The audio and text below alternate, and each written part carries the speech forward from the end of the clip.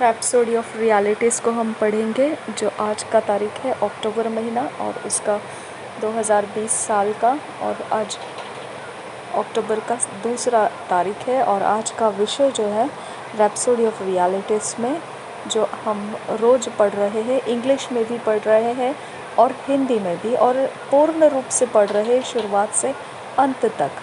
और ये हमेशा ये हमें वचन सिखाता है, और ये पास्टर क्रिस ओयाखिलोमे के द्वारा लिखे हुए वचन, और हम उसके जो अभ्यास किए जा रहे अध्याय भी पढ़ते जा रहे हैं। तो हम पूरा पढ़ने वाले हैं इंग्लिश में और फिर हिंदी में भी। आज का विषय है मनन करने के लिए, your response activates the power. आज ये विषय लिया गया है।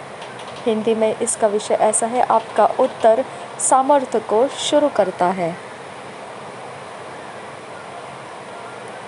इब्रानी के 13 अध्याय के 5 और 6 में से छोटा सा भाग उठाया है इस विषय को हमें समझने के लिए।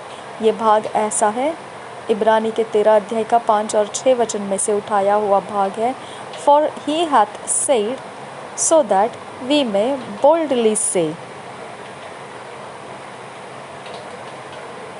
इब्रानी के 13 अध्याय का 5 और 6 में से छोटा सा भाग उठाया है कि क्योंकि उसने कहा है ताकि हम भी निर्भीकतापूर्वक कह सके। बस इतना ही वचन का भाग उठाया है यह विषय को समझाने के लिए। In Christianity you believe and speak, we having the same spirit of faith according as it is written, I believed and therefore have I spoken. You also believe and therefore speak. 2 Corinthians 4th chapter 13th verse। मसीह में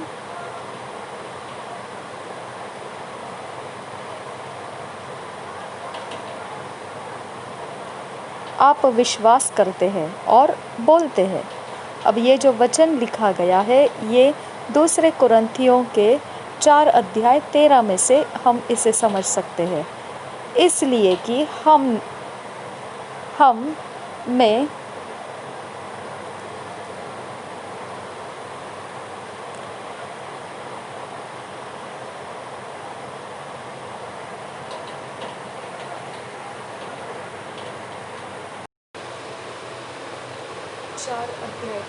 दूसरा कुरिन्थियों 4 अध्याय का 13 वचन ऐसा कहता है, इसलिए कि हम में वही विश्वास की आत्मा है जिसके विषय में लिखा है, मैंने विश्वास किया इसलिए मैं बोला। अतः हम भी विश्वास करते हैं इसीलिए बोलते हैं।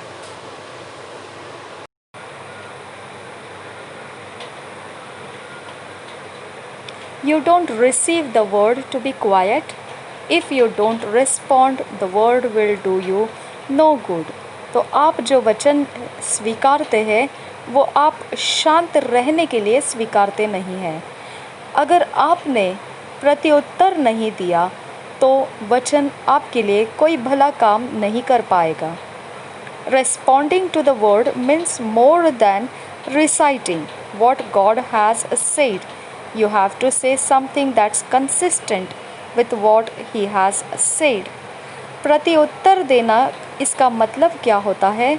जो परमेश्वर का वचन है उसको सिर्फ दोहराना ही नहीं, इससे भी ज़्यादा उसका मतलब बनता है कि जो भी परमेश्वर बोलता है और वही बात हमने बोलना है और बिल्कुल उसके बराबर हम बोलते चलना है। For example, he has said, his divine power has granted you all things that pertain to life and godliness.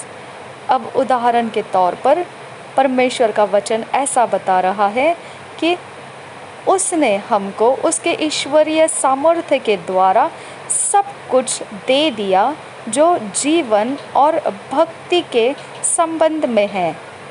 Your response should be, तो अब हमने कैसा उसका प्रत्युत्तर देना है? देयर इज़ नो लैक और वांट इन माई लाइफ। अब मुझ में कोई घटी नहीं है और मेरी कोई अब जीवन की ऐसी ज़रूरतें नहीं है। Because all things are mine. इसके कारण यह है कि सब कुछ मेरा है। I prosper everywhere. मैं समृद्ध में रहता हूँ सभी जगहों में। And in all things to the glory of God. और सभी बातों में मैं समृद्धि में चलता हूँ। ये सब परमेश्वर की महिमा के लिए। Your confession of the word is your response to the word. जब आप कबूल करते हो इस प्रकार से वचन की भाषा को, तो वो ही आपका प्रत्युत्तर रहता है। परमेश्वर के वचन को ये प्रत्युत्तर दिया जाता है आपके द्वारा जब आप कबूल करते हैं तब। This is what will change your life and circumstances. यही तरह से आपका जीवन बदलता है। Every time God speaks anything he says is loaded with power. जब भी परमेश्वर कुछ बोलता है तो उसमें सामर्थ्य भरा हुआ रहता है। His words are never empty। उसके शब्द कभी खाली नहीं रहते हैं। So what has God said to you? तो फिर परमेश्वर ने आपसे क्या कहा? What have you discovered about you in the word? आपने अपने बारे में क्या समझा परमेश्वर के वचनों में से? Respond to the word। वही उत्तर देना है आपने उस वचन के लिए, प्रत्युत्तर देना है। Even now speak words that are consistent with God's divine provisions, plans and purposes in Christ। अब भी आपको बोलना है शब्दों में जो परमेश्वर के ईश्वरीय आपके लिए सुविधाएं दी गई है, योजनाएं दी गई है और आपके लिए कारण दिया गया है मसीही में। वही बात को आपने कबूली में बोलना है। Affirm that you are making progress and manifesting the glory of Christ everywhere। आपने इस बात के विश्वास के साथ मजबूती से इस बात बोलने में उन्नति करना है और आपको परमेश्वर के मसीह के महिमा से भरा हुआ चलना है सारी जगहों में। Declare that good things are happening for you।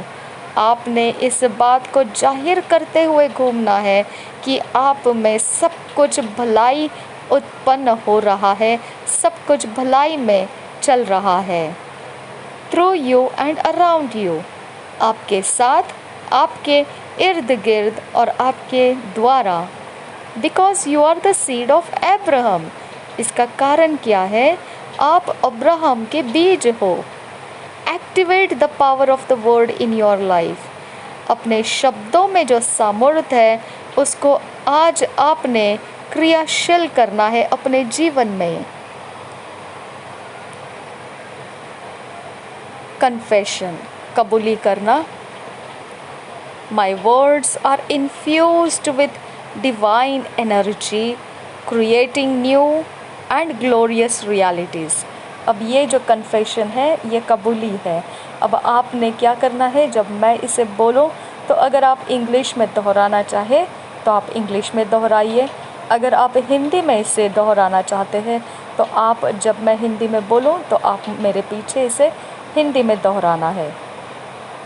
My words are infused with divine energy, creating new and glorious realities,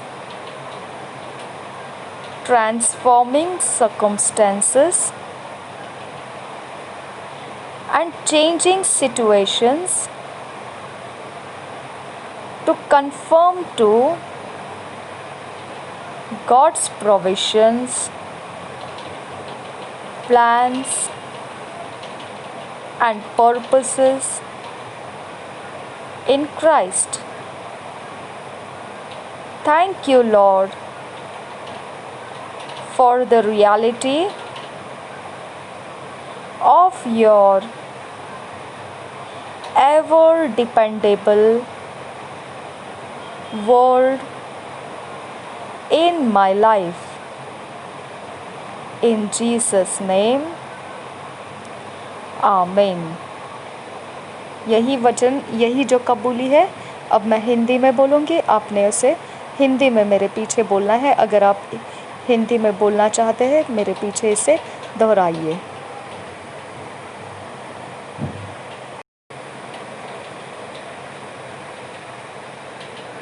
मेरे शब्द ईश्वरीय सामर्थ्य भरे हुए नए सृष्टि करता है और महिमा के सच्चाई है और परिस्थितियों को बदल देता है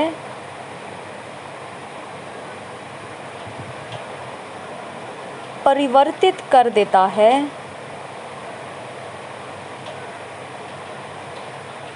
ताकि परमेश्वर की योजना और मकसद और सब कुछ जो परमेश्वर मुझे देता है प्रभु यीशु मसीह में, उसके कारण धन्यवाद प्रभु। इस सच्चाई के ऊपर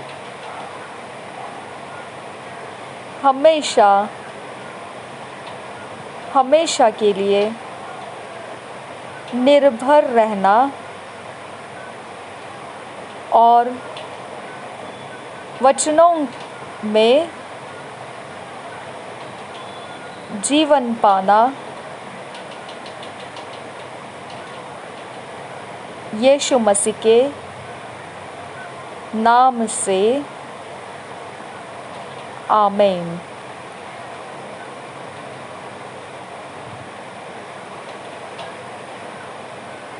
बाइबल रीडिंग में आज जो वचन दिया है वो ये है, रोमन्स 10th चैप्टर 9 से 10 वचन, फिलेमोन 1 अध्याय 6 वचन। हम दोनों पढ़ेंगे। देखिए, आज जो मैंने आपको इंग्लिश और हिंदी जो पढ़ के दिखाया, इसमें इंग्लिश में तो है, आ चुका है, दूसरे तारीख में जो अपडेट होता है वो आ गया है, परंतु जो हिंदी में होता है वो नहीं आया है। इसकी वजह से इसको मैंने खुद ट्रांसलेट किया ताकि हम इसको मिस नहीं करना चाहते हैं। इसकी वजह से मैंने खुद ट्रांसलेट किया है। अब आपको इंग्लिश में तो मिल गया और हिंदी भी मैंने ट्रांसलेट किया हुआ मिला। अब जब पुस्तक आएगा इसका हिंदी में, तभी हमें उन्होंने ट्रांसलेट किया हुआ, जो उनके स्टाफ है, पास्टर क्रिस ओयाखिलोमे के स्टाफ है, उन्होंने ट्रांसलेट किया हुआ अगर अपलोड करते हैं हिंदी में तो हमको मिलेगा। अगर नहीं किया तो ऐसा ही चलता रहेगा जब तक वो नहीं मिलता है। तो आपको चिंता नहीं करना है, हम सही तरह से कोशिश कर रहे हैं कि हर एक चीज़ आप तक हिंदी में सही तरह से पहुंचाई जाए, ताकि आप हम सब उन्नति में हो सके प्रभु यीशु मसीह में।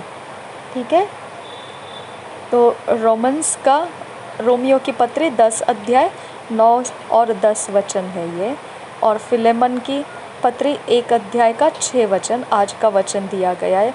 हम दोनों पढ़ेंगे, पहले इंग्लिश में पढ़ेंगे फिर हिंदी में पढ़ेंगे।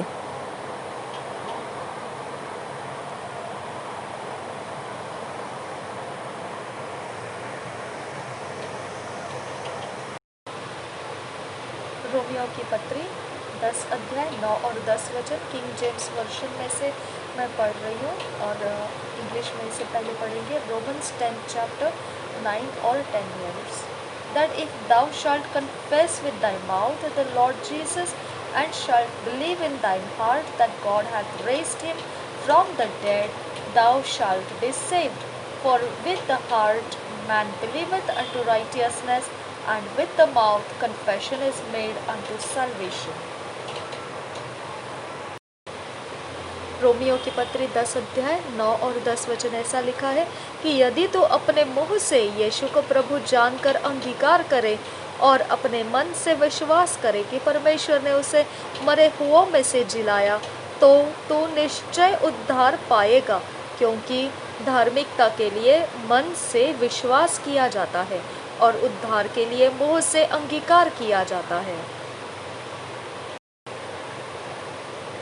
फिलेमोन की पत्री 1 अध्याय 6 वचन पढ़ेंगे। That the communication of thy faith may become effectual by the acknowledging of every good thing which is in you in Christ Jesus.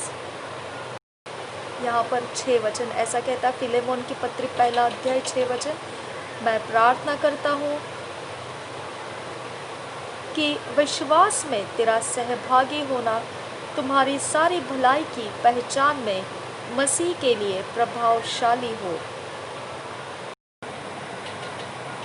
जो 1 साल का बाइबल रीडिंग 1 साल का प्लान है, उसमें आज जो अध्याय दिया है और वचन दिए हैं वो है Philippians 1 chapter 1 to 30 verse, Isaiah 33 chapter to 34 chapter, तो 33 34 दोनों चैप्टर से जो 1 साल का बाइबल रीडिंग प्लान है उसके अंदर आज का जो वचन दिया है, अध्याय दिया है, वो फिलिपियों की पत्री 1 अध्याय 1 से 30 वचन और यशायाह की भविष्यवाणी उसका 33 और 34 अध्याय हम दोनों पढ़ेंगे।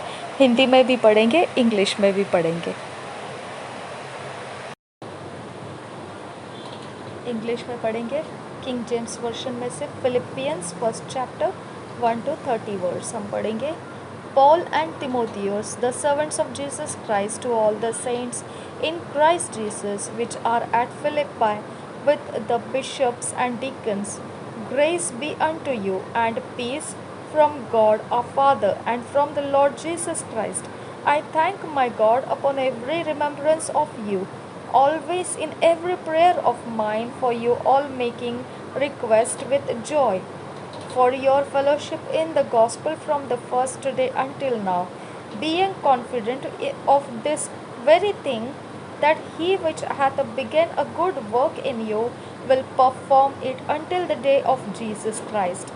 Even as it is meet for me to think this of you all, because I have you in my heart, inasmuch as both in my bonds and to the defense and in the defense and confirmation of the gospel, ye all are partakers of my grace.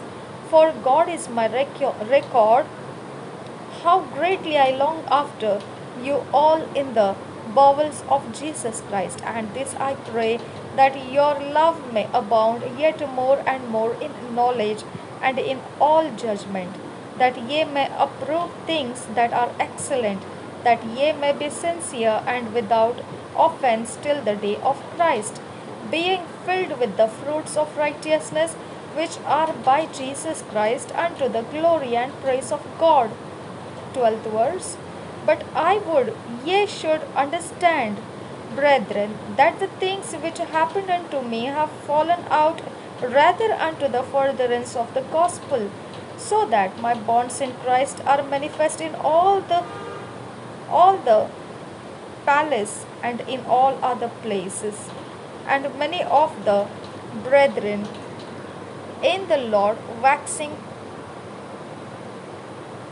confident by my bonds, are much more bold to speak the word without fear. Some indeed preach Christ even of envy and strife, and some also of good will. The one preach Christ of contention, not sincerely, supposing to add affliction to my bonds, but the other of love, knowing that I am set for the defense of the gospel. What then? Notwithstanding every way, whether in presence or in truth, Christ is preached, and I therein do rejoice, yea, and will rejoice.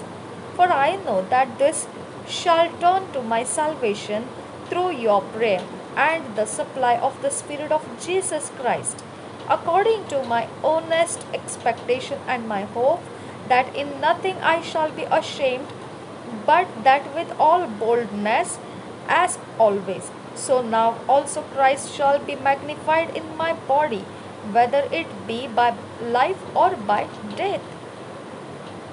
For to me, to live in Christ and to die is gain. But if I live in the flesh, this is the fruit of my labor. Yet what I shall choose, I wot not. For I am in a strait betwixt two, having a desire to depart and to be with Christ, which is far better. Nevertheless, to abide in the flesh is more needful for you. And having this confidence, I know that I shall abide and continue with you all for your furtherance and joy of faith, that your rejoicing may be more abundant in Jesus Christ for me by my coming to you again. Only let your conversation be as it becometh the gospel of Christ, that whether I come and see you or else be absent, I may hear of your affairs, that ye stand fast in one spirit, with one mind, striving together for the faith of the gospel, and in nothing terrified by your adversaries, which is to them an evident taken of perdition, but to you of salvation, and that of God. For unto you it is given in the behalf of Christ, not only to believe on him, but also to suffer for his sake, having the same conflict which ye saw in me, and now hear to be in me. फिलिपियों की पत्री पहला अध्याय 1 वचन से लेकर 30 वचन तक हम पढ़ रहे हैं। मसीह यीशु के दास पौलुस और तिमोथियोस की ओर से सब पवित्र लोगों के नाम जो मसीह यीशु में होकर फिलिप्पी में रहते हैं, अध्यक्षों और सेवकों समेत हमारे पिता परमेश्वर और प्रभु यीशु मसीह की ओर से तुम्हें अनुग्रह और शांति मिलती रहे। पौलुस की प्रार्थना और धन्यवाद। 3 वचन से आगे पढ़ते हैं।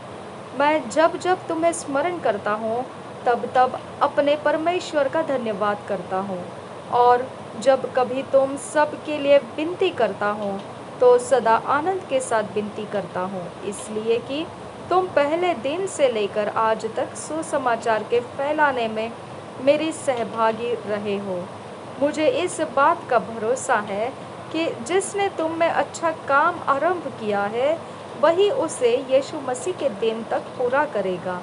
उचित है कि मैं तुम सब के लिए ऐसा ही विचार करूं, क्योंकि तुम मेरे मन में आ बसे हो और मेरी कैद में और सुसमाचार के लिए उत्तर और प्रमाण देने में तुम सब मेरे साथ अनुग्रह में सहभागी हो।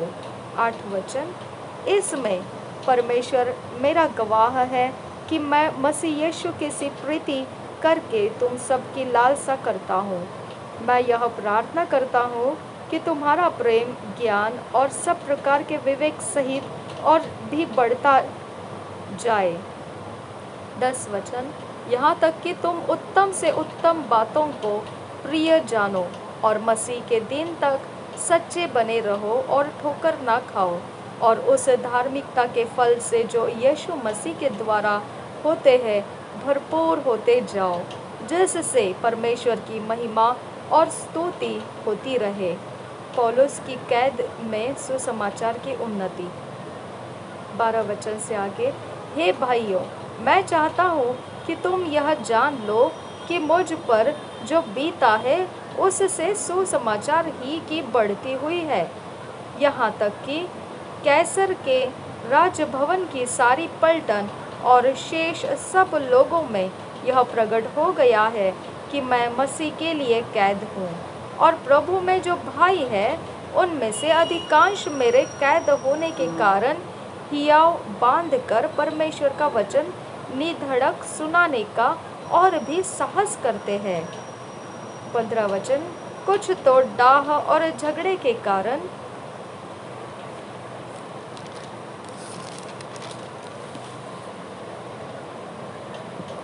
मसीह का प्रचार करते हैं और कुछ भली इच्छा से। कई एक तो यह जानकर कि मैं सुसमाचार के लिए उत्तर देने को ठहराया गया हूँ, प्रेम से प्रचार करते हैं, और कई एक तो सिधाई से नहीं पर विरोध से मसीह की कथा सुनाते हैं, यह सोचकर कि मेरी कैद में मेरे लिए क्लेश उत्पन्न करे। तो क्या हुआ? केवल यह कि हर प्रकार से, चाहे बहाने से चाहे सच्चाई से, मसीह की कथा सुनाई जाती है, और मैं इससे आनंदित हूँ और आनंदित रहूँगा भी। जीवित रहना मसीह है।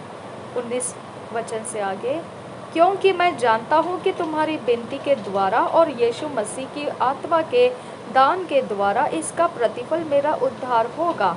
मैं तो यही हार्दिक लालसा और आशा रखता हूँ कि मैं किसी बात में लज्जित ना हो, पर जैसे मेरे प्रबल साहस के कारण मसीह की बड़ाई मेरे देह के द्वारा सदा होती रही है, वैसे ही अब भी, चाहे मैं जीवित रहूं या मर जाऊं, क्योंकि मेरे लिए जीवित रहना मसीह है और मर जाना लाभ है। पर यदि शरीर में जीवित रहना ही मेरे काम के लिए लाभदायक है, तो मैं नहीं जानता कि किसको चुनूं, क्योंकि मैं दोनों के बीच अधर में लटका हूँ।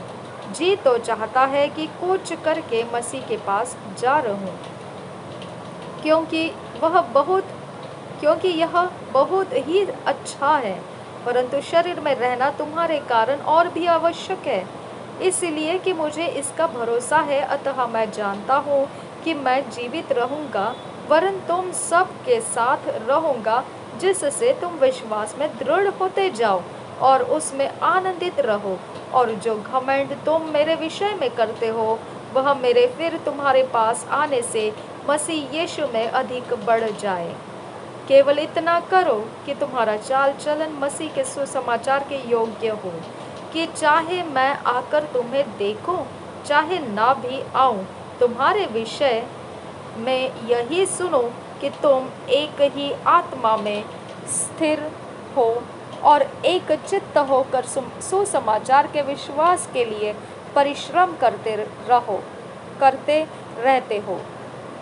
28 वचन, और किसी बात में विरोधियों से भय नहीं खाते, यह उनके लिए विनाश का स्पष्ट चिन्ह है, परंतु तुम्हारे लिए उद्धार का, और यह परमेश्वर की ओर से है, क्योंकि मसीह के कारण तुम पर यह अनुग्रह हुआ कि न केवल उस पर विश्वास करो, पर उसके लिए दुख भी उठाओ। 30 वचन, और तुम्हें वैसा ही परिश्रम करना है जैसा तुमने मुझे करते देखा है, और अब भी सुनते हो कि मैं वैसा ही करता हूँ। आइज़ाया 33 चैप्टर एंड 34 चैप्टर पढ़ेंगे हम।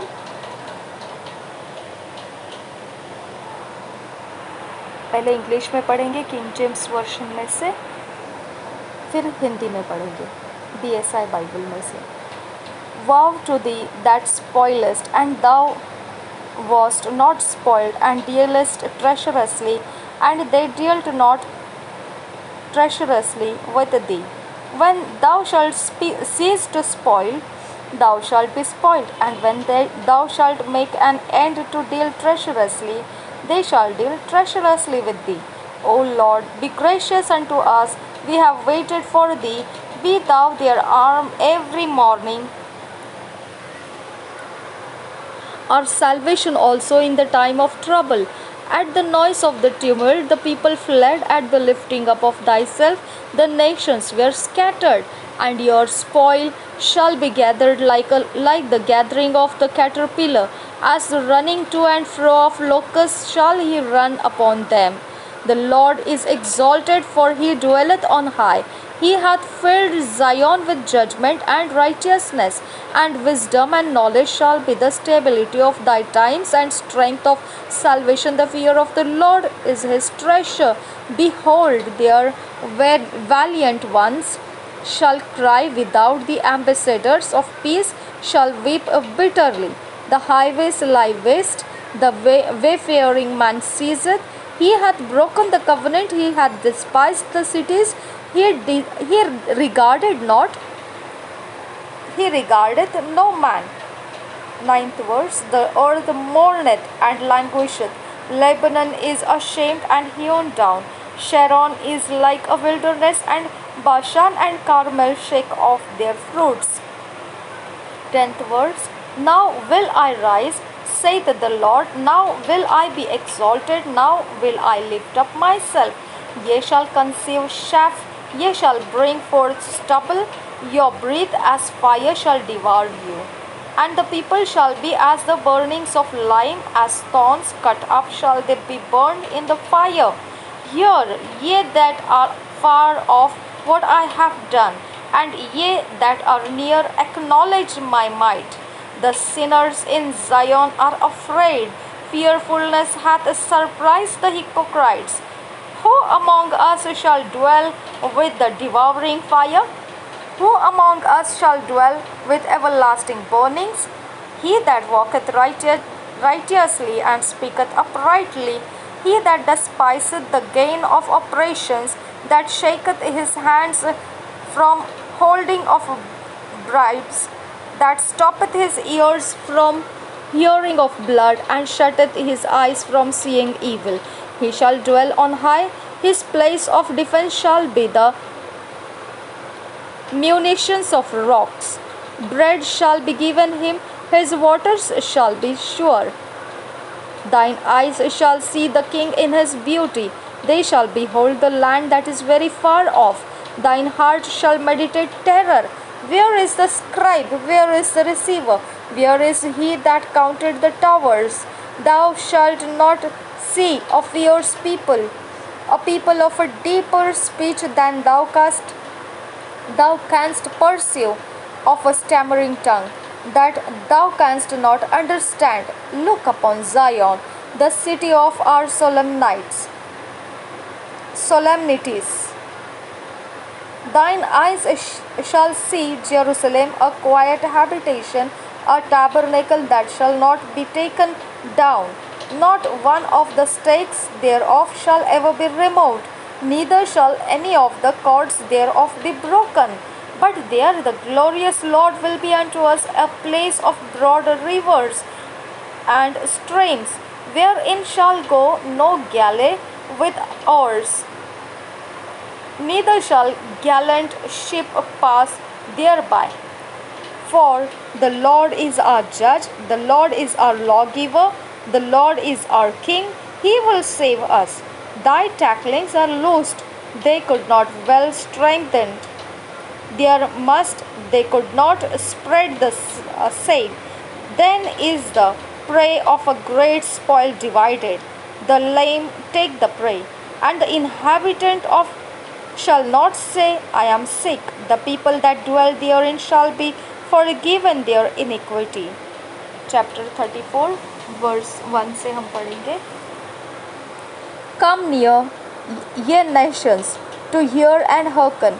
Ye people, let the earth hear, and all that is therein, the world and all things that come forth of it.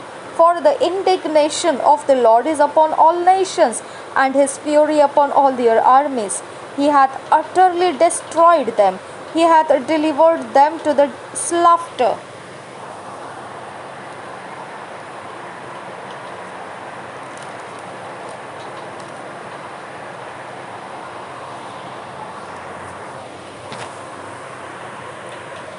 They are slain.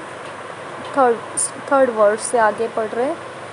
Their slain also shall be cast out, and their stink shall come up out of their carcasses, and the mountains shall be melted with their blood, and all the host of heaven shall be dissolved, and the heavens shall be rolled together as a scroll, and all their host shall fall down as the leaf falleth off from the vine, and as a falling fig from the fig tree. For my sword shall be bathed in heaven. Behold, it shall come down upon Idamiah, and upon the people of my curse to judgment. The sword of the Lord is filled with blood.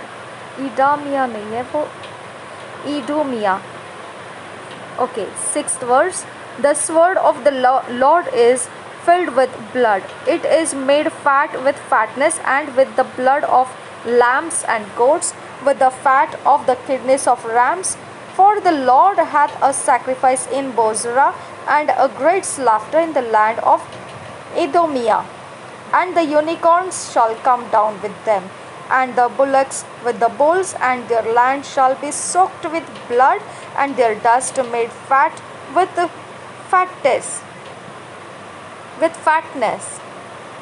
8th verse. For it is the day of the Lord's vengeance, and the year of recompenses for the controversy of Zion. And the streams thereof shall be turned into pitch, and the dust thereof into brimstone, and the land thereof shall become burning pitch. It shall not be quenched night nor day. The smoke thereof shall go up forever, from generation to generation. It shall lie waste, and none shall pass through it forever and ever. But the cormorant and the bittern shall possess it, the owl also, and the raven shall dwell in it, and he shall stretch out upon it the line of confusion and the stones of emptiness. They shall call the nobles thereof to the kingdom, but none shall be there, and all her princes shall be nothing. 13th verse.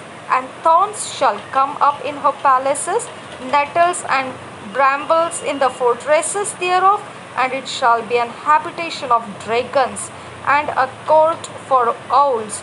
The wild beasts of the desert shall also meet with the wild beasts of the island, and the satyr shall cry to his fellow. The screech owl also shall rest there, and find for herself a place of rest.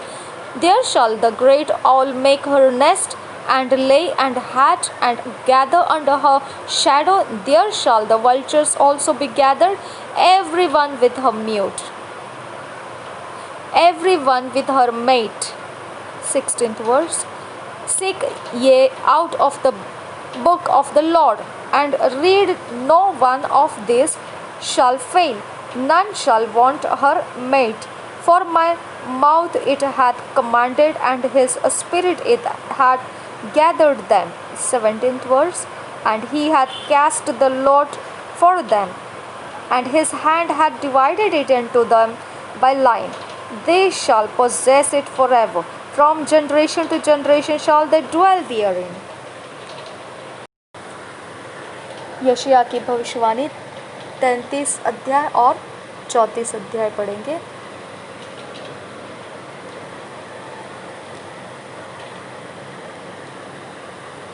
Hindi BSI Bible में से पढ़ रहे हैं। सहायता के लिए प्रार्थना।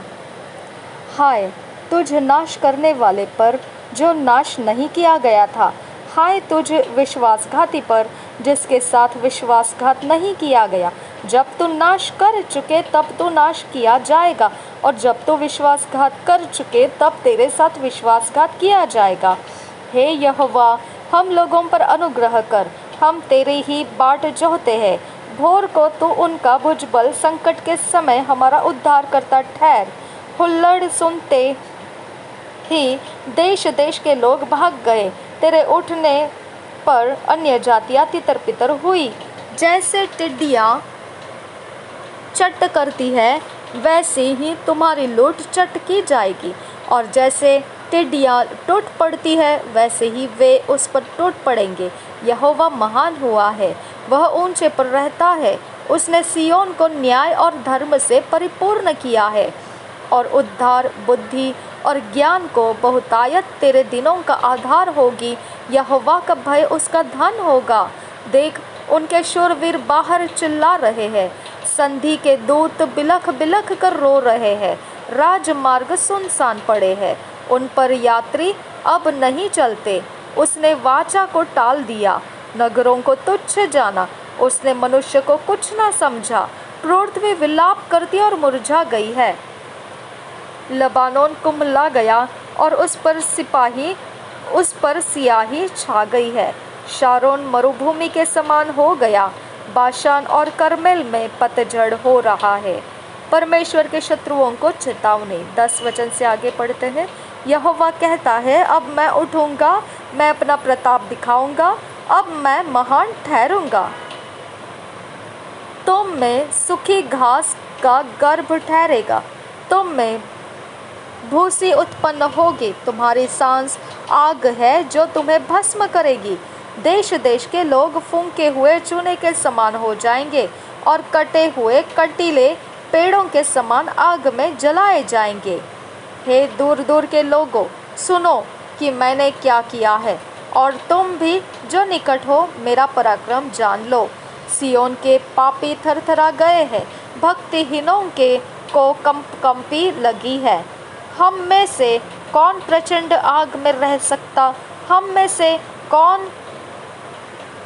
से कौन उस आग में बना रह सकता है जो कभी ना बुझेगी?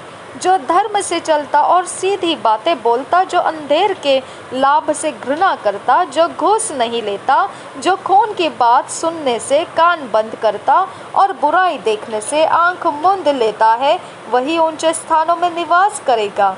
वह चट्टानों के गढ़ों में शरण लिए हुए रहेगा। उसको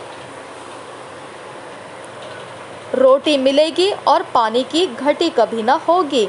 उज्जवल भविष्य। 17 वचन आगे। तू अपनी आंखों से राजा को उसकी शोभा सहित देखेगा और लंबे चौड़े देश पर दृष्टि करेगा। तू भय के दिनों को स्मरण करेगा। लेखा लेने वाला और कर तौल कर लेने वाला कहाँ रहा? गुम्मटों का गिनने वाला कहाँ रहा? जिनकी कठिन भाषा तू नहीं समझता और जिनकी लड़खड़ाती जीभ की बात तू नहीं बूझ सकता, उन निर्दयी लोगों को तू फिर न देखेगा। हमारे पर्व के नगर सियोन पर दृष्टि कर, तू अपनी आंखों से यरूशलेम को देखेगा। वह विश्राम का स्थान और ऐसा तंबू है जो कभी गिराया नहीं जाएगा, जिसका कोई खूंटा कभी उखाड़ा न जाएगा और न कोई रस्सी कभी टूटेगी। यहाँ महाप्रतापी यहोवा हमारे लिए रहेगा।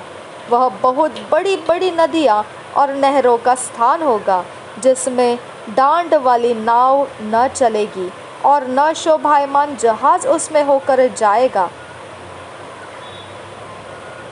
क्योंकि यहोवा हमारा न्यायी, यहोवा हमारा हकीम, यहोवा हमारा राजा है, वही हमारा उद्धार करेगा। तेरी रस्सियाँ ढीली हो गई, वे मस्तूल की जड़ को दृढ़ न रख सकी और न पाल को तान सकी।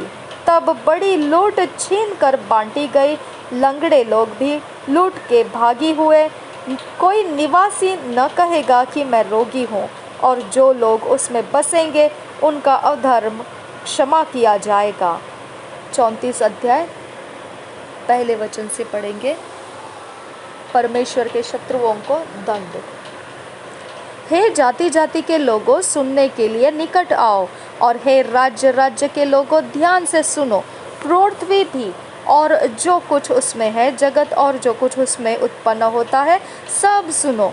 यहोवा सब जातियों पर क्रोध कर रहा है और उनकी सारी सेना पर उसको जलजलाहट भड़की है, और उनकी सारी सेना पर उसकी जलजलाहट भड़की हुई है। उसने उनका सत्यानाश होने और संहार होने को छोड़ दिया है। उनके मारे हुए फेंक दिए जाएंगे और उनके शवों की दुर्गंधी उठेगी। उनके लहू से पहाड़ गल जाएंगे। आकाश के सारे गण जाते रहेंगे और आक्रमण कागज के समान लपेटा जाएगा। जैसे दाखलता या अंजीर के वृक्ष के पत्ते मुरझाकर गिर जाते हैं, वैसे ही उसके सारे गण धुंधले होकर जाते रहेंगे। क्योंकि मेरी तलवार आकाश में पीकर तृप्त हुई है। देखो, वह न्याय करने को एदोम पर और जिन पर मेरा शाप है उन पर पड़ेगी।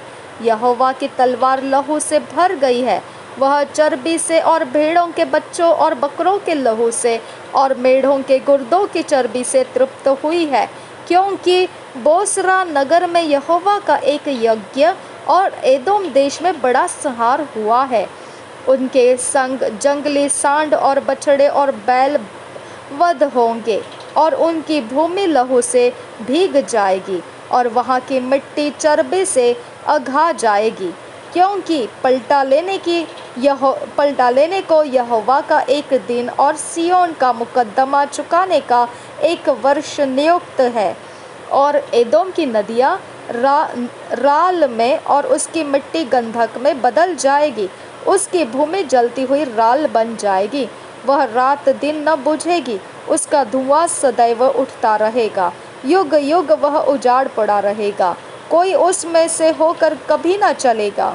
उसमें धनेश पक्षी और साही पाए जाएंगे और वह उल्लू और कौवे का बसेरा होगा।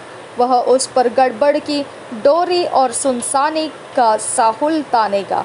वहाँ न तो रईस होंगे और न ऐसा कोई होगा जो राज्य करने को ठहराया जाए।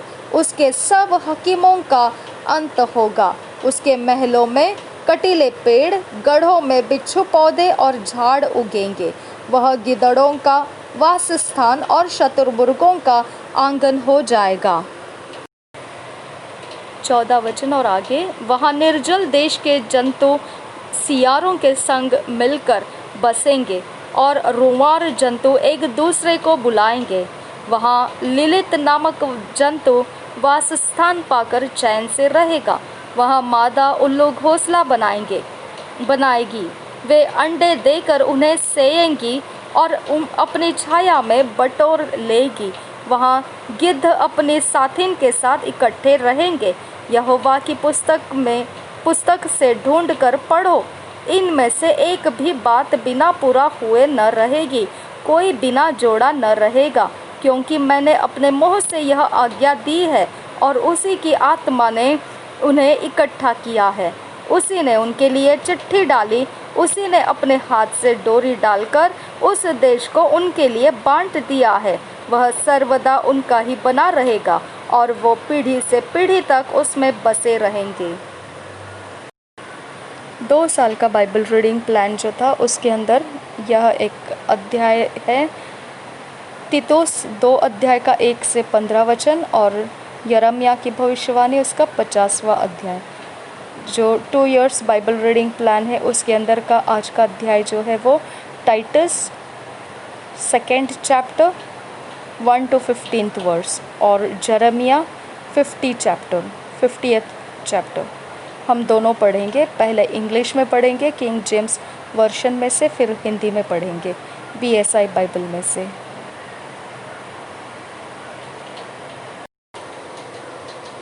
Titus 2nd chapter 1 to 15 verse. But speak thou the things which become sound doctrine, that the aged man be sober, grave, temperate, sound in faith, in charity, in patience.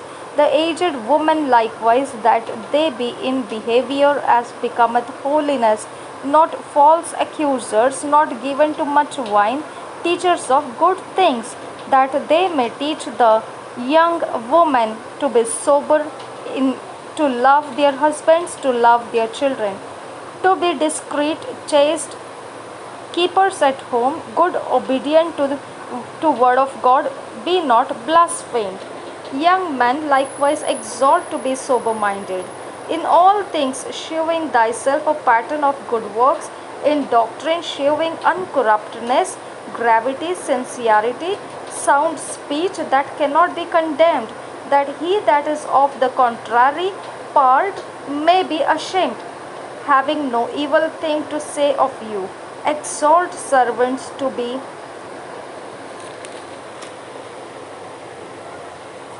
obedient unto their own masters, and to please them well in all things, not answering again, not purloining, but shewing all good fidelity, that they may adorn the doctrine of God our Saviour in all things.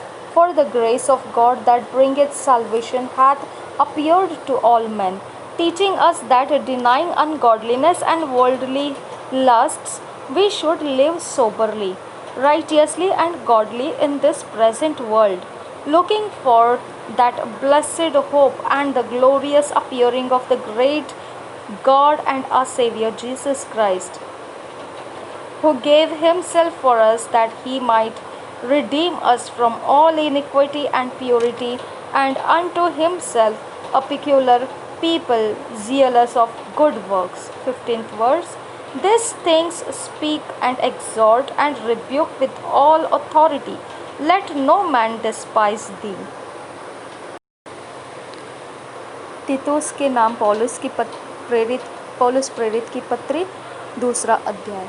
तीतुस के नाम, okay, तीतुस के नाम पौलुस प्रेरित की पत्री, दूसरा अध्याय, पहले वचन से 15 वचन तक पढ़ेंगे। आचरण के लिए खरी शिक्षा, पर तू ऐसी बातें कहा कर जो खरे उपदेश के योग्य है, अर्थात बूढ़े पुरुष सचेत और गंभीर और संयमी हो, और उनका विश्वास और प्रेम और धीरज पक्का हो। इसी प्रकार बूढ़ी स्त्रियों का चाल चलन पवित्र लोगों सा हो, वे दोष लगाने वाली और पियक्कड़ नहीं, पर अच्छी बातें सिखाने वाली हो, ताकि वे जवान स्त्रियों को चेतावनी देती रहे कि अपनी पत्नियों और बच्चों से प्रीति रखें, और संयमी पतिव्रता, घर का कारोबार करने वाली, भली और अपने अपने पति के अधीन रहने वाली हो, ताकि परमेश्वर के वचन की निंदा न होने पाए।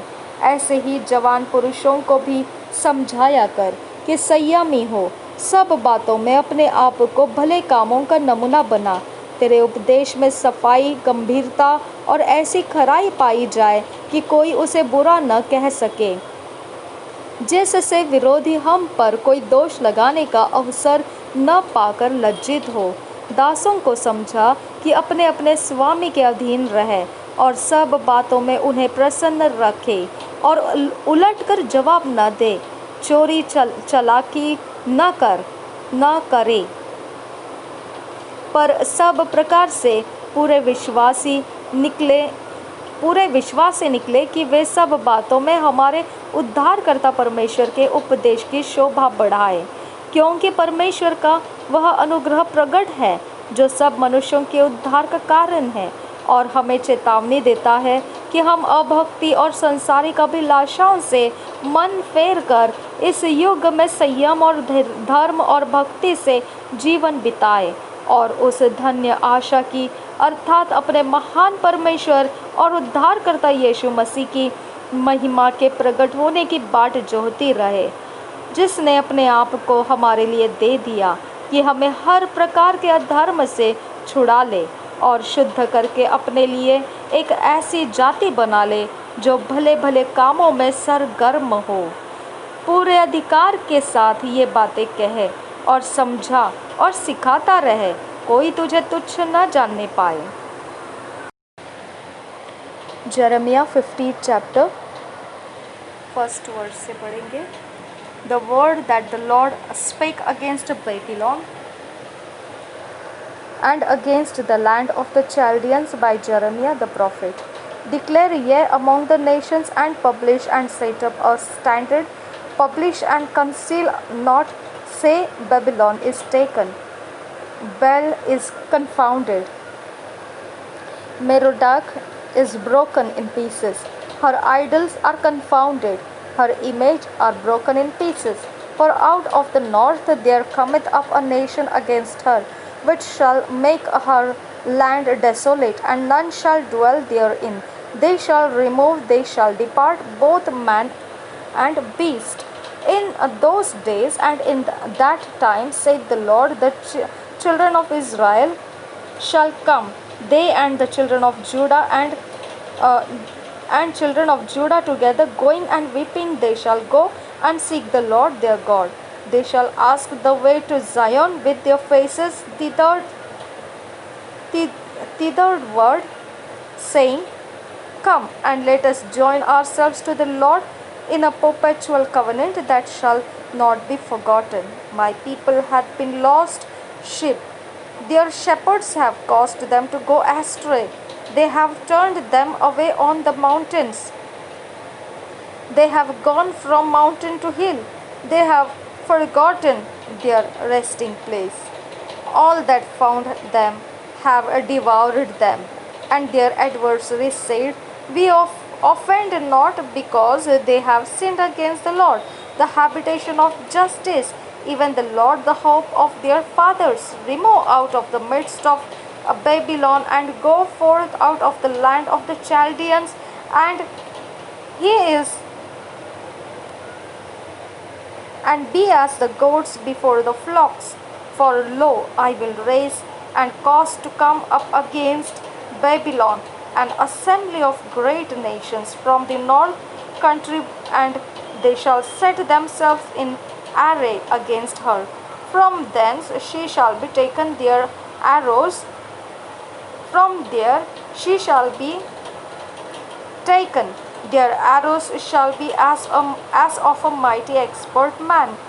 None shall return in vain, and Chaldea shall be a spoil.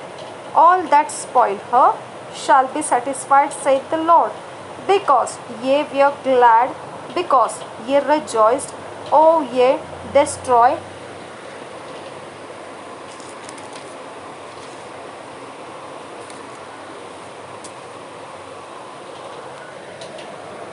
O ye destroyers of mine heritage, because ye are grown fat as the heifer at grass, and bellow as bulls. Your mother shall be sure confounded, she that bare you shall be ashamed. Behold, the hindermost of the nations shall be a wilderness, a dry land, and a desert. Because of the wrath of the Lord it shall not be inhabited, but it shall be wholly desolate. Everyone that goeth by Babylon shall be astonished, and thus and hiss at all her plagues. But put yourselves, 14th verse, put yourselves in array against Babylon round about, all ye that bend the bow. Shout at her, spare no arrows, for she hath sinned against the Lord.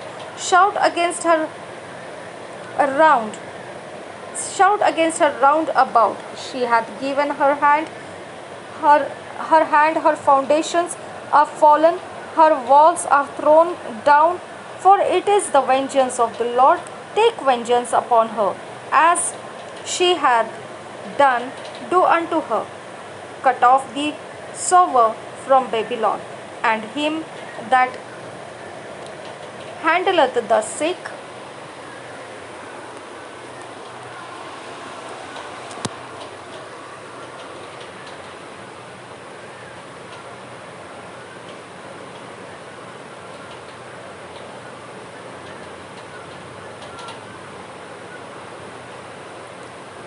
And him that handleth the sickle in the time of harvest, for fear of the oppressing sword. They shall turn every one to his people, and they shall flee every one to his own land. 17th verse. Israel is a scattered sheep, the lions have driven him away. First the king of Assyria had devoured him, and hast this Nebuchadnezzar king of Babylon hath broken his bones. Therefore thus saith the Lord of hosts, the God of Israel, Behold, I will punish the king of Babylon and his land, as I have punished the king of Assyria, and I will bring Israel again to his habitation, and he shall feed on camel,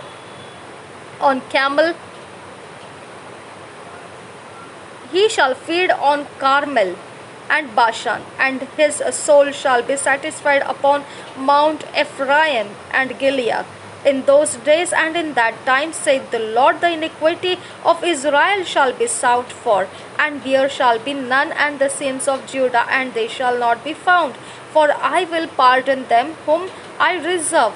Go up against the land of Merathaim, even against it, and against the inhabitants of Pekod, waste and utterly destroy after them, saith the Lord, and do according to all that I have commanded thee.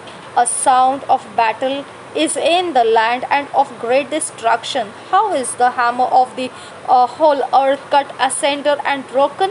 How is Babylon become a desolation among the nations?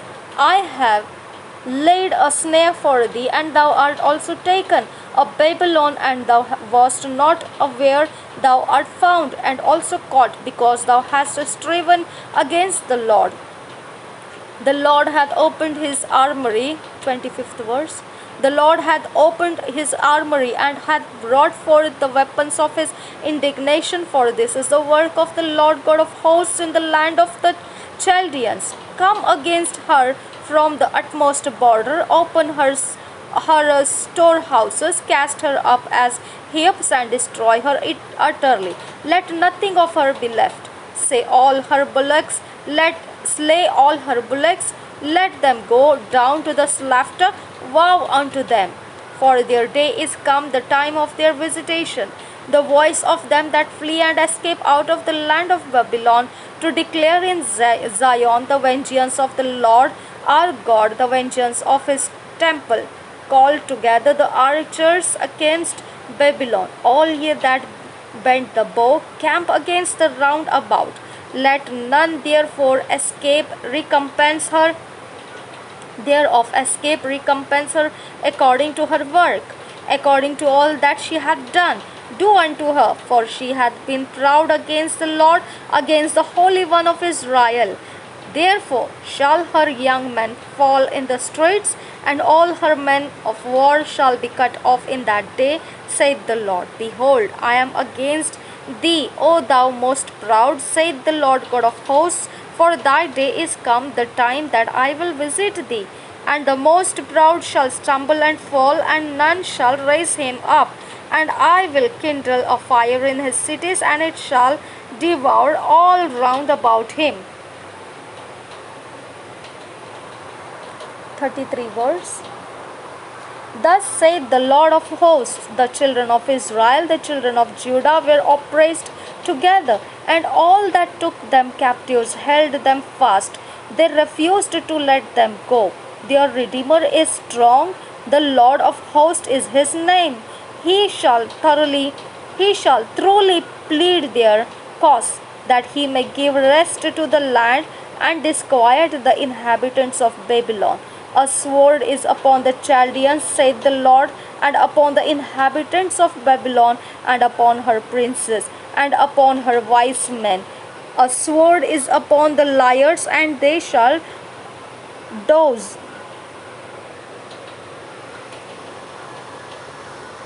They shall dot.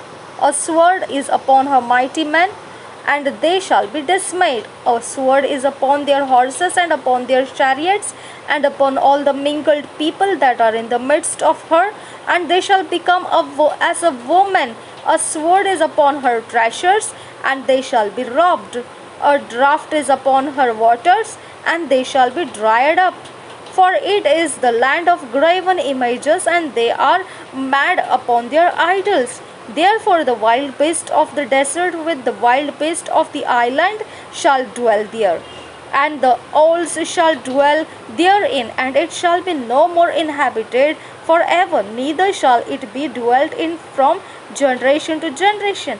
As God overthrew Sodom and Gomorrah and the neighbor cities thereof, saith the Lord, so shall no man abide there, neither shall any son of man dwell therein.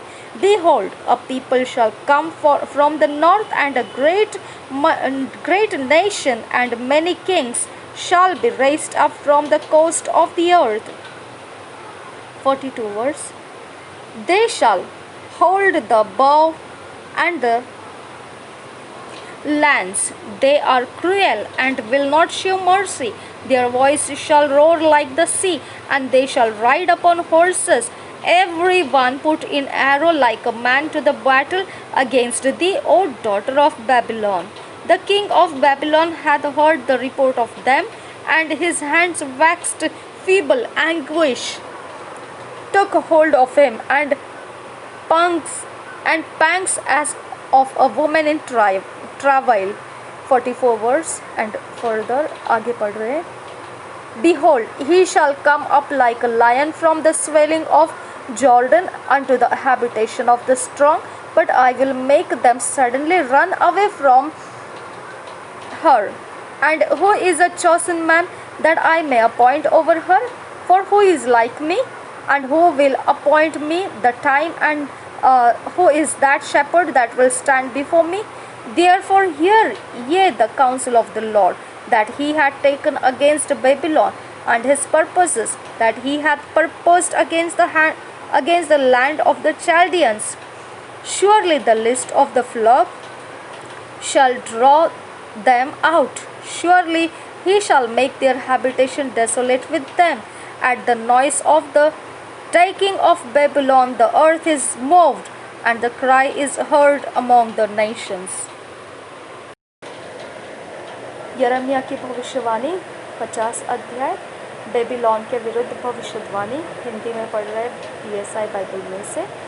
Babylon और कसदियों के देश के विषय में यहोवा ने यिर्मयाह भविष्यद्वक्ता के द्वारा यह वचन कहा, जातियों में बताओ, सुनाओ और झंडा खड़ा करो, सुनाओ मत छिपाओ कि बेबीलोन ले लिया गया, बेल का मुँह काला हो गया, मरोदक विस्मित हो गया। बेबीलोन की प्रतिमाएं लज्जित हुई और उसकी बेडौल मूर्तें विस्मित हो गई, क्योंकि उत्तर दिशा से एक जाति उस पर चढ़ाई करके उसके देश को यहाँ तक उजाड़ देगी कि क्या मनुष्य क्या पशु उसमें कोई भी न रहेगा, सब भाग जाएंगे।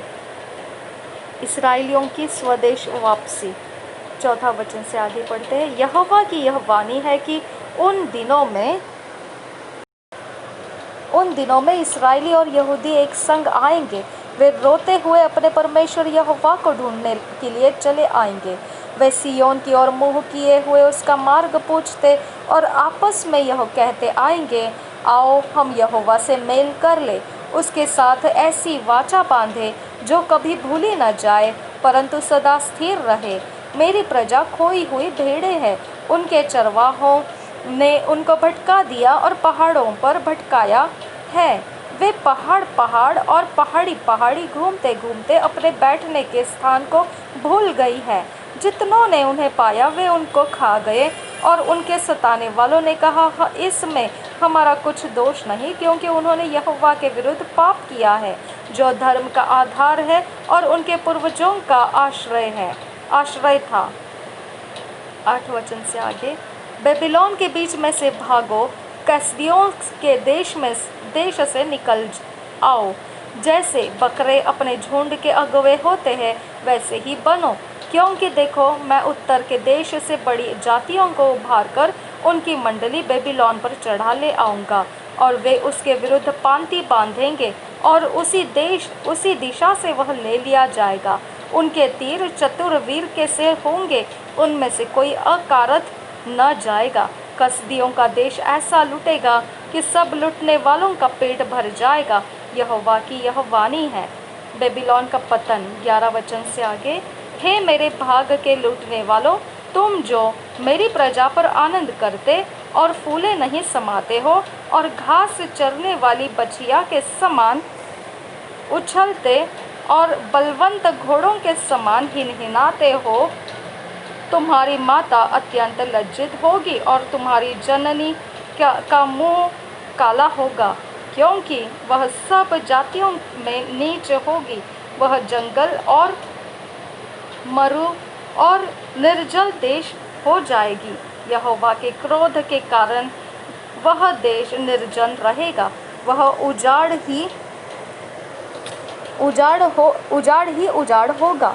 जो कोई बेबीलोन के पास से चलेगा वह चकित होगा और उसके सब दुख देखकर ताली बजाएगा। हे सब धनुर्धारियों, बेबीलोन के चारों ओर उसके विरुद्ध पांति बांधो, उस पर तीर चलाओ, उन्हें मत रख छोड़ो, क्योंकि उसने यहोवा के विरुद्ध पाप किया है। चारों ओर से उस पर ललकारो, उसने हार मानी, उसके कोट गिराए गए, उसकी शहरपनाह ढाई गई, क्योंकि यहोवा उससे अपना बदला लेने पर है। इसलिए तुम भी उससे अपना बदला लो, जैसा उसने किया है वैसा ही तुम भी उससे करो। बेबीलोन में से बोने वाले और काटने वाले दोनों को नष्ट करो। वे दुखदाई तलवार के हर डर के मारे अपने अपने लोगों की ओर फिरे और अपने अपने देश को भाग जाए। इसराइलियों की वापसी। 17 वचन से आगे। इसराइली भगाई हुई भेड़ है, सिंहों ने उसको भगा दिया है। पहले तो अश्शूर के राजा ने उसको खा डाला, और तब बेबीलोन के राजा नबूकदनेस्सर ने उसकी हड्डियों को तोड़ दिया है। इस कारण इस्राएल का परमेश्वर सेनाओं का यहोवा यूँ कहता है, देखो, जैसे मैंने अश्शूर के राजा को दंड दिया था, वैसे ही अब देश समेत बेबीलोन के राजा को दंड दूंगा। मैं इस्राएल को उसकी चराई में लौटा लाऊंगा, और वह करमेल और बाशान में फिर चरेगा, और एप्रैम के पहाड़ों पर और गिलाद में फिर भर पेट खाने पाएगा। यहोवा की यह वाणी है कि उन दिनों में इस्राएल का धर्म ढूंढने पर भी नहीं मिलेगा, और यहूदा के पाप खोजने पर भी नहीं मिलेंगे, क्योंकि जिन्हें मैं बचाऊं उनके पाप भी क्षमा कर दूंगा। परमेश्वर द्वारा बेबीलोन का न्याय। 21 वचन से आगे, तो मरातैम देश और पकोद नगर के निवासियों पर चढ़ाई कर, मनुष्यों को तो मार डाल और धन का सत्यानाश कर। यहोवा की यह वाणी है, और जो जो आज्ञा मैं तुझे देता हूँ उन सबों के अनुसार कर। सुनो, उस देश में युद्ध और सत्यानाश का शब्द हो रहा है। जो हथौड़ा सारी पृथ्वी के लोगों को चूर चूर करता था, वह कैसा काट डाला गया है। बेबीलोन सब जातियों के बीच में कैसा उजाड़ हो गया है।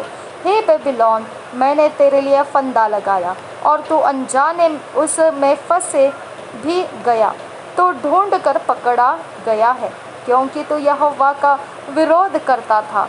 प्रभु सेनाओं के यहोवा ने अपने शस्त्रों का घर खोलकर अपने क्रोध प्रकट करने का सामान निकाला है, क्योंकि सेनाओं के प्रभु यहोवा को कसदियों के देश में एक काम करना है। पृथ्वी की छोर से आओ और उसकी बखारियों को खोलो, उसको ढेर ही ढेर बना दो। ऐसा सत्यानाश करो कि उसमें कुछ भी न बचा रहे। उसके सब बैलों का नाश करो, वे घात होने के स्थान में उतर जाए। उन पर हाय, क्योंकि उनके दंड पाने का दिन आ पहुंचा है। सुनो, बेबीलोन के देश में से भागने वालों का सा बोल सुनाई पड़ता है, जो सिय्योन में यह समाचार देने को दौड़े आते हैं कि हमारा परमेश्वर यहोवा अपने मंदिर का बदला ले रहा है।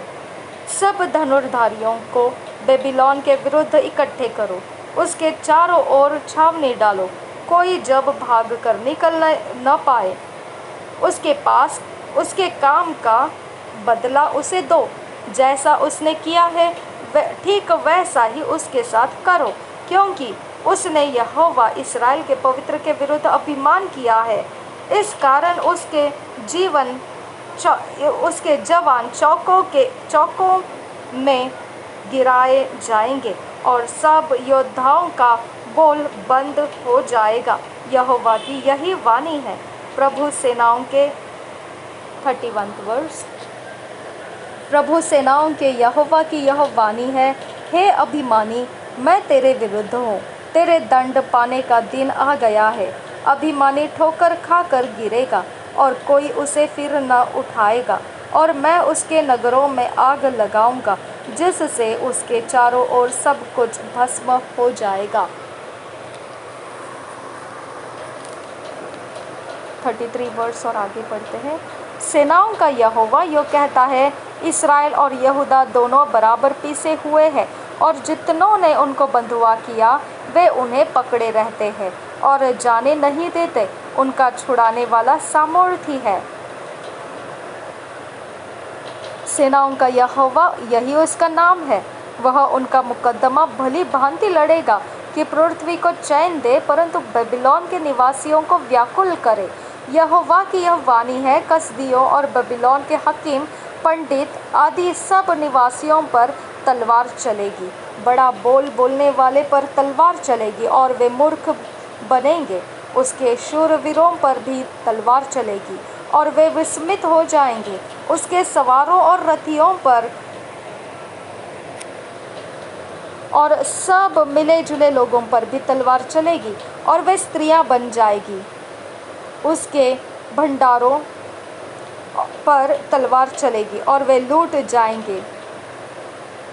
उसके जलाशयों पर सूखा पड़ेगा और वे सूख जाएंगे, क्योंकि वह खुदी हुई मूर्तों से भरा हुआ देश है और वे अपनी भयानक प्रतिमाओं पर बावले हैं। इसलिए निर्जल देश के जंतु सियारों के साथ मिलकर वहां बसेंगे और शत्रुमुर्ग उसमें वास करेंगे, और वह फिर सदा तक बसाया न जाएगा, न युग युग उसमें कोई वास कर सकेगा। यहोवा की यह वाणी है। 40 वचन से आगे पढ़ रही हूँ। यहोवा की यह वाणी है कि सदोम और अमोरा और उनके आसपास के नगरों की जैसी दशा उस समय हुई थी जब परमेश्वर ने उनको उलट दिया था, वैसी ही दशा बेबीलोन की भी होगी, यहाँ तक कि कोई मनुष्य उसमें न रह सकेगा और न कोई आदमी उसमें टिकेगा। 41 वर्स। सुनो, उत्तर दिशा से एक देश के लोग आते हैं और पृथ्वी की छोर से एक बड़ी जाति और बहुत से राजा उठकर चढ़ाई करेंगे। 42 वर्स। वे धनुष और बर्छी पकड़े हुए हैं, वे क्रूर और निर्दय हैं, वे समुद्र के समान गरजेंगे और घोड़ों पर चढ़े हुए तुझ बेबीलोन की बेटी के विरुद्ध पांति बांधे हुए युद्ध करने वालों के समान आएंगे। 43 वचन। उनका समाचार सुनते ही बेबीलोन के राजा के हाथ पांव ढीले पड़ गए और उसको